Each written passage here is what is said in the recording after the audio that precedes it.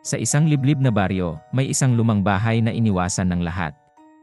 Sabi ng mga matatanda, doon naninirahan ang isang babaeng aswang. Isang gabi, si Nena, isang batang matapang, ang naglakas loob na pumasok sa bahay. Habang naglalakad siya sa loob, naririnig niya ang mga pagaspas ng pakpak at mga aninong gumagalaw sa dilim.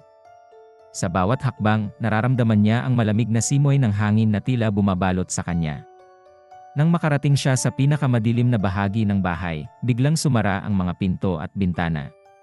Naramdaman niyang may malamig na kamay na humawak sa kanyang balikat. Paglingon niya, nakita niya ang mukha ng isang matandang babae na may matalim na mga mata at ngiti. "Matagal na kitang hinihintay," sabi ng babae.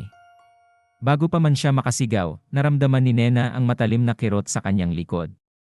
At sa isang iglap, naglaho siya, kasama ng anino ng aswang. Kinabukasan, wala ni isang